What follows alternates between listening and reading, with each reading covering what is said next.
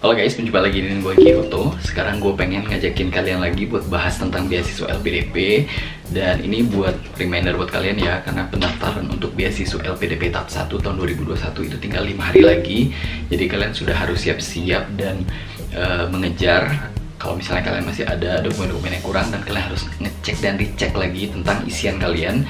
Kalau misalnya kalian belum sempat melakukan submit ke pendaftaran beasiswa LPDP tahap 1 tahun 2021.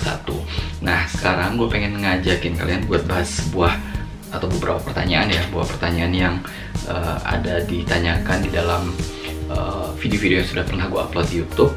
Dan ini mungkin bisa jadi adalah salah satu dari pertanyaan dari kalian, dan tonton terus video ini sampai habis.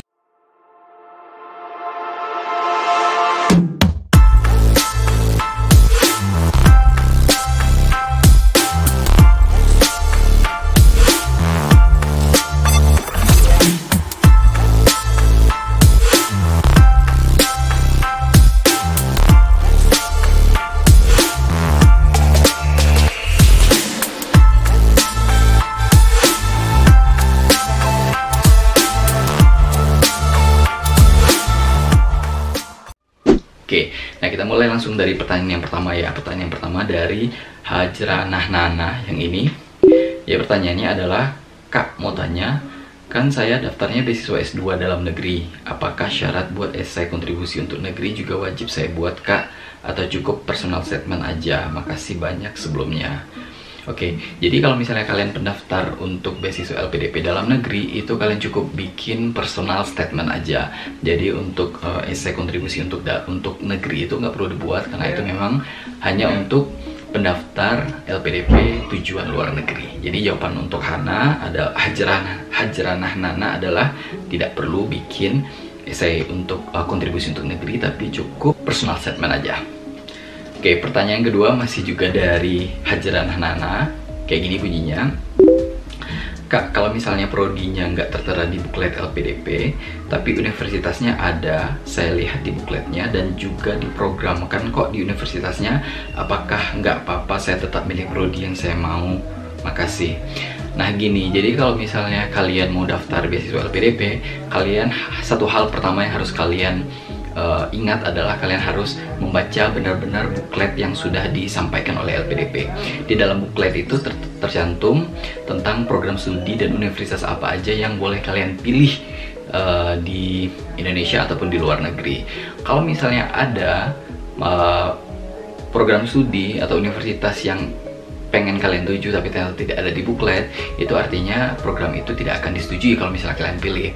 Banyak alasan sebenarnya, tapi secara logikanya adalah program-program studi yang ada di Indonesia itu kan bisa dikatakan tidak semuanya merata secara kualitas ya, baik itu akreditasinya ataupun kualitas pengajarannya dan lain sebagainya, sehingga LPDP pasti melihat punya standar sendiri program studi apa aja yang dianggap layak untuk dibiayai. Dan barangkali untuk program studi tertentu di universitas yang kalian ingin tuju itu bisa jadi belum masuk ke standar LPDP dari segi kualitas ataupun akreditasinya, sehingga kalian tidak bisa memilih program studi itu meskipun di universitasnya memprogramkan. Tapi acuan pertama kalian adalah yang ada di buklet LPDP.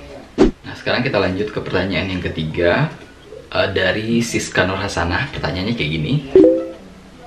Kak, itu yang link biodata diri kok keluarnya daftar perguruan tinggi LPDP ya? Nah, ini biasanya pernah juga gue alamin. Jadi ini sebenarnya bukan kesalahan teknis ya, tapi ini kayak apa ya? Karena mungkin lagi banyak orang yang mengakses sistemnya, karena memang pendaftarannya tinggal 5 hari lagi, sehingga kalian harus punya strategi untuk bisa akses sistem dalam kondisi normal gitu, dalam kondisi nggak ada kendala gitu kan. Nah, cara yang paling benar dan yang paling pernah gue cobain itu kalian aksesnya pada saat orang sedikit mengakses website itu.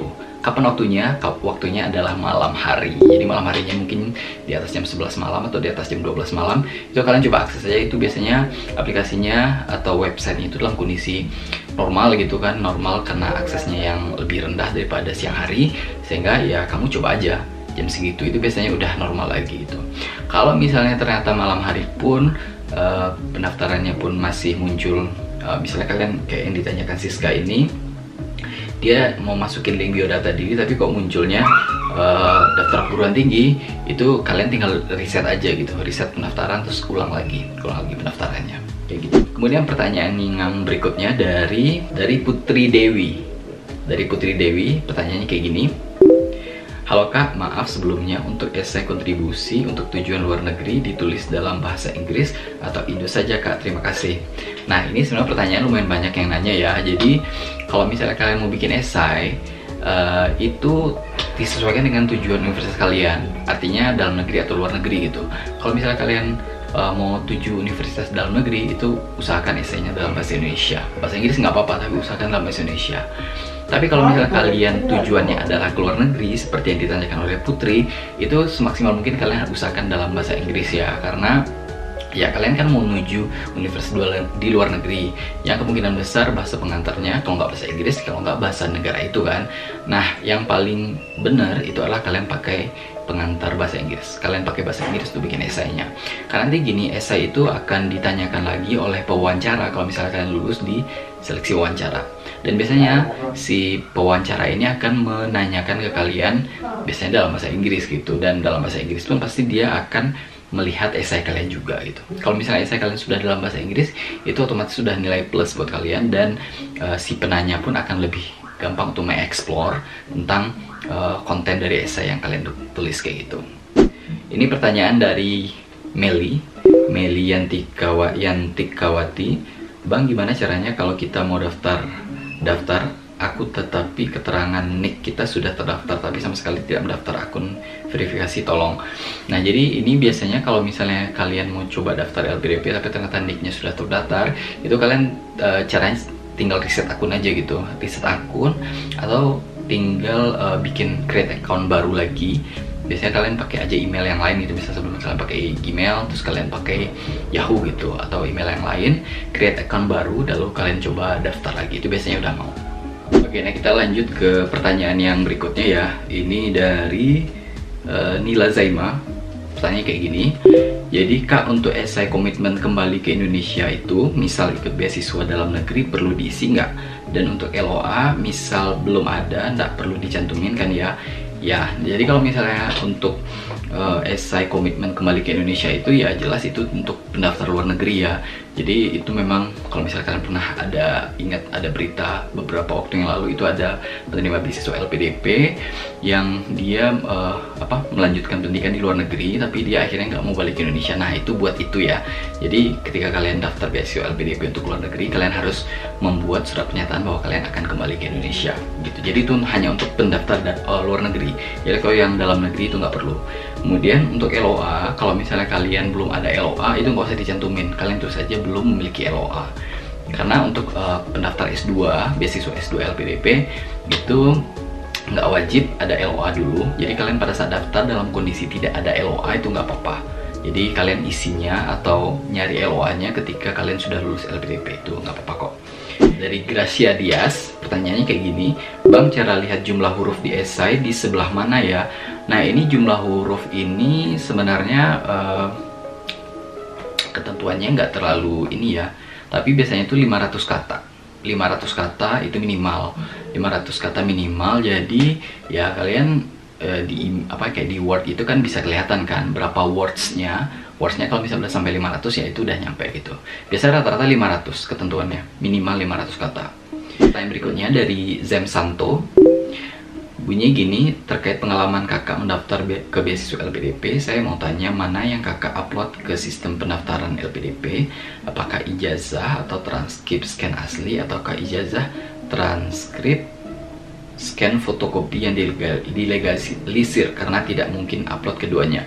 Ya, nah jadi gini, sebenarnya boleh dua-duanya ya, tapi kalau gue pribadi akan mengupload yang asli di scan. Karena gini, kalau misalnya kita udah punya yang asli terus di scan, ngapain kita harus pakai yang fotokopi yang ada legalisir gitu. Karena tujuannya dokumen yang dilegalisir itu adalah untuk memvalidasi bahwa hasil fotokopian itu benar gitu, sesuai dengan aslinya. Nah, sekarang kalau misalnya kalian sudah punya dokumen asli, itu ya udah pakai itu aja, nggak perlu yang pakai legalisir lagi gitu. Jadi pakai yang asli dan di scan. Nah, kemudian pertanyaan lagi dari Zem Santo, pertanyaan kayak gini, jika sudah mendapat surat rekomendasi dari dekan, apakah tidak apa-apa menggunakan kop surat fakultas seperti penjelasan kakak? Karena biasanya rekomendasi dari dekan itu menggunakan kop surat fakultas. Ya nggak apa-apa. Jadi kalau misalnya kalian dapat surat rekomendasi dari dekan, terus kalian pakai kopnya kop fakultas gitu, jangan pakai kop suratnya program studi karena jadi nggak nyambung kan. Jadi kalian sesuaiin aja. Kalau kalian dapat rekomendasinya dari dosen atau program studi, ya udah kopnya atau kop departemennya gitu. Misalnya departemen akuntansi gitu. Tapi kalau misalnya kalian dari dekan fakultas ekonomi, ya udah pakai kop suratnya kop surat fakultas ekonomi kayak gitu. Ya, pertanyaan selanjutnya dari Eka Krisna, tanya kayak gini, Kak, pada bagian informasi lainnya terkait prestasi yang diunggulkan, apakah diisi sama dengan penghargaan? Enggak. Jadi kalau misalnya kalian ngisi prestasi yang diunggulkan, itu prestasi yang diunggul tuh misalnya kalian memenangkan suatu perlombaan gitu, atau kalian mendapat kayak award, tapi itu yang bentuknya perankingan gitu, misalnya juara 1 dosen berprestasi tingkat nasional, atau mahasiswa berprestasi nomor 1 tingkat universitas, atau misalnya kalian dapat prestasi juara 1 MTQ tingkat provinsi misalnya kayak gitu. Tapi kalau misalnya penghargaan, nah penghargaan itu kalian isi dengan sesuatu yang bentuknya bukan peringkat ya. Misalnya kalian mendapat penghargaan sebagai salah satu donatur dalam kegiatan penghijauan di provinsi kalian, atau misalnya kalian mendapat penghargaan sebagai peserta dalam pemecahan rekor muri kayak gitu. Jadi yang bentuknya peringkat-peringkat, kalian dapat juara 1, juara 2, juara 3 itu masuk ke prestasi. Kemudian yang penghargaan ke sesuatu yang bentuknya tidak peringkat tapi bisa ditunjukkan dengan sertifikat gitu. Karena biasanya kalau penghargaan itu ada sertifikatnya. Termasuk juga kalau misalnya kalian daftar dari PNS dan kalian dapat istilahnya Satya Lencana Karya Satya yang 10 tahun, 20 tahun misalnya gitu kan, itu bisa dipakai. Oke, jadi mungkin itu dulu gue menjawab pertanyaan dari kalian. Kalau misalnya kalian masih punya pertanyaan lagi, kalian langsung aja komen di bawah, nanti akan gue jawab satu-satu lagi seperti video kayak ini. Dan see you next time. Jangan lupa kalian tinggal waktu cuma 5 hari lagi sampai tanggal 1 Juni 2021. Manfaatin waktu yang ada, persiapkan dokumen semaksimal mungkin. Kalian pastikan lagi apa yang kalian pilih itu adalah sesuatu yang udah pasti memperbesar kemungkinan kalian untuk bisa lulus di LPDP ataupun di kampusnya. Oke, sekian dulu dari gue. See you next time, FNSD. Bye-bye.